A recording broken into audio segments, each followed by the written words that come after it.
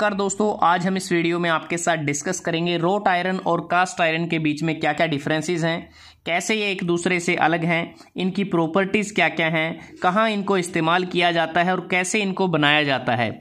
तो सबसे पहले बात करते हैं, जो रोट आयरन और कास्ट आयरन हैं ये दोनों आयरन के ही टाइप्स हैं, या कह सकते हैं कि alloy of iron. Engineering material हैं दोनों। इंजीनियरिंग मटेरियल में मेटालिक मटेरियल के अंतर्गत आते हैं और मेटालिक मटेरियल में ये दोनों फेरस मेटल हैं। अब बात करते हैं कि वो कौन कौन से फैक्टर हैं जिसके आधार पर इन दोनों मटेरियल के बीच में हम डिफ्रेंशिएट करेंगे। सबसे पहले बात करते हैं, जो रोट आयरन है यह आयरन की प्योरेस्ट फॉर्म होती है, जिसमें आयरन कम से कम 99.5% तक होता है और अधिकतम 99.8% तक ये हो सकता है। और बात करते हैं कि कैसे इनको बनाया जाता है। इन दोनों आयरन को बनाने के लिए जो रॉ मटेरियल होता है वो होता है पिग आयरन। पिग आयरन जो हमें ब्लास्ट फर्नेस से डायरेक्टली मिलता है, जिसे हम आयरन और रेड हेमेटाइट या मैग्नेटाइट से हम उसको प्राप्त करते हैं। तो पिग आयरन को कोक और फ्लक्स की मौजूदगी में पडलिंग फर्नेस में डाला जाता है और पडलिंग फर्नेस से हमें रोट आयरन मिलता है। अगर हम पिग आयरन को कोक और फ्लक्स की मौजूदगी में कपोला फर्नेस में डालते हैं तो यहाँ से हमें कास्ट आयरन मिलता है। कास्ट आयरन के टाइप्स होते हैं, जैसे grey cast iron, white cast iron, chilled cast iron, mottled cast iron, malleable cast iron, nodular cast iron, ये इसके टाइप्स होते हैं। उसके बाद बात करते हैं कार्बन कंटेंट की। रोट आयरन के केस में जो कार्बन कंटेंट है बहुत ही कम होता है, तकरीबन 0.020%। लेकिन कास्ट आयरन के केस में कार्बन की मौजूदगी ज़्यादा होती है, 2% से लेके 4% तक ये हो सकता है। उसके बाद बात करते हैं मेल्टिंग पॉइंट की। जो रोट आयरन होता है इसका मेल्टिंग पॉइंट कास्ट आयरन के मुकाबले ज़्यादा होता है। तकरीबन रोट आयरन का जो मेल्टिंग पॉइंट है वो 1538 डिग्री के अराउंड होता है, लेकिन जो कास्ट आयरन है इसका मेल्टिंग पॉइंट 1150 डिग्री से लेके 1200 डिग्री सेल्सियस के बीच में रहता है। तो तकरीबन इन दोनों के जो मेल्टिंग पॉइंट्स हैं उनके बीच का जो डिफरेंस है वो 300 डिग्री सेल्सियस के करीब होता है। और मेल्टिंग पॉइंट कम होने के कारण जो कास्ट आयरन है ये कम लेबर इंटेंसिव प्रोसेस मटेरियल होता है, जबकि जो रोट आयरन है यहाँ पर हमें ज़्यादा लेबर की आवश्यकता होती है। एक कह सकते हैं कि मोर लेबर इंटेंसिव मैन्युफैक्चरिंग जॉब होती है रोट आयरन के केस में। उसके बाद बात करते हैं डक्टिलिटी और ब्रिटलनेस की। जो रोट आयरन होता है यह एक डक्टाइल मटेरियल होता है और यही कारण है कि इसका प्रयोग हम सीट बनाने में या फिर जो वायर्स वगैरह हैं वायर ड्राइंग में इसका इस्तेमाल करते हैं। सॉफ्ट भी होता है, लेकिन जो कास्ट आयरन होता है ये एक ब्रिटल मटेरियल होता है और ब्रिटल मटेरियल होता है।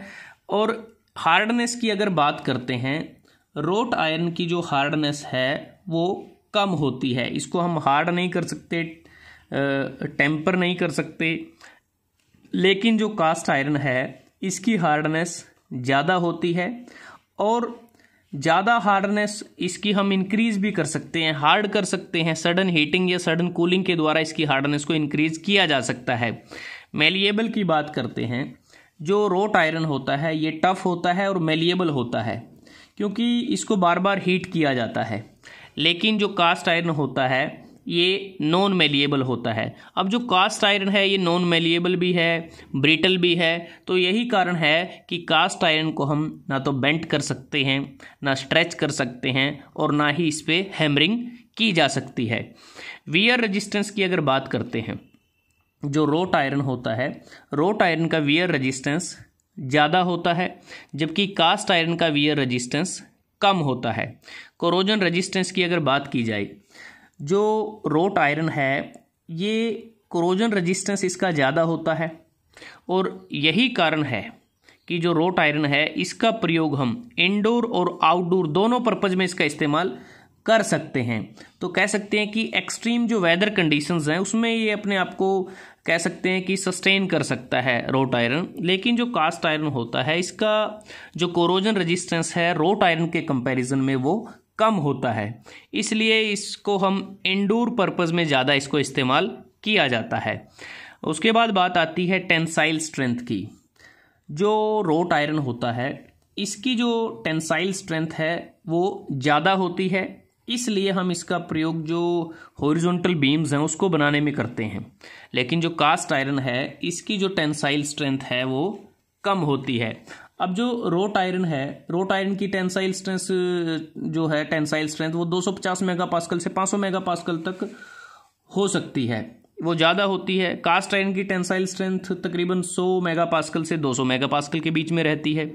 कंप्रेसिव स्ट्रेंथ की अगर बात करते हैं, जो रोट आयरन होता है इसकी कंप्रेसिव जो स्ट्रेंथ है वो कम होती है, तकरीबन 300 मेगापास्कल के करीब होती है। और कास्ट आयरन की कंप्रेसिव स्ट्रेंथ ज़्यादा होती है, वो 400 मेगापास्कल से 1000 मेगापास्कल तक हो सकती है। उसके बाद बात करते हैं वेल्डिंग एंड रोलिंग। अब जो रोट आयरन है इसको वेल्ड करना आसान है, इसको रोल्ड करना आसान है। तो वेल्डिंग बड़ी आसानी से इसकी की जा सकती है, रोलिंग प्रोसेस इस पर बड़ी आसानी से की जा सकती है। लेकिन कास्ट आयरन के केस में ऐसा नहीं है, क्योंकि एक ब्रिटल मटेरियल है, आसानी से वेल्ड नहीं किया जा सकता, रोल्ड नहीं किया जा सकता। लेकिन जब बात आती है प्रोडक्शन ऑफ आइटम की, जो रोट आयरन है जैसे हमने बात की, इसको रोल्ड कर सकते हैं, वेल्ड आसानी से किया जा सकता है। तो इसमें होता क्या है कि जैसा आप इस डायग्राम को देख रहे हैं, रोट आयरन को गर्म किया जाता है, हीट किया जाता है, एनविल के ऊपर रखा जाता है, फिर हैमरिंग की जाती है। तो हैमरिंग के द्वारा जो हमारी डिज़ायर्ड शेप होती है, ब्लैक स्मिथ जो इस पर कार्य करता है वो डिज़ायर्ड शेप हैमरिंग के द्वारा रोट आयरन को दे सकता है। लेकिन कास्ट आयरन के केस में ऐसा है कि इसमें हम ना इस रोल्ड नहीं कर सकते, लेकिन इसको हम मेल्ट कर सकते हैं। मेल्ट करने के बाद इसको मोल्ड में पोर किया जाता है, और मोल्ड में पोर करने के बाद ये सॉलिडिफाई हो जाता है। जो मोल्ड की शेप होती है वो शेप ये ले लेता है। तो जैसा आप इस डायग्राम में देखें, ये जो पंप की बॉडी बनी है ये कास्टिंग से की गई है। तो यही कारण है कि कास्ट आयरन में हम कास्टिंग प्रोसेस को करके अलग अलग कॉम्प्लेक्स डिज़ाइन की शेप बना सकते हैं, लेकिन रोट आयरन पर हम कास्टिंग नहीं कर सकते, क्योंकि ये ईजिली फ्यूज़ नहीं होता एलिवेटेड टेम्परेचर पर, क्योंकि इसका जो मेल्टिंग पॉइंट है वो कास्ट आयरन से तकरीबन 300 डिग्री सेल्सियस ज़्यादा होता है। उसके बाद अगर हम बात करते हैं, जो फ्रांस की जो राजधानी पेरिस में जो स्थित एफिल टावर है वो रोट आयरन से ही बना है। अब बात आती है कोस्ट की।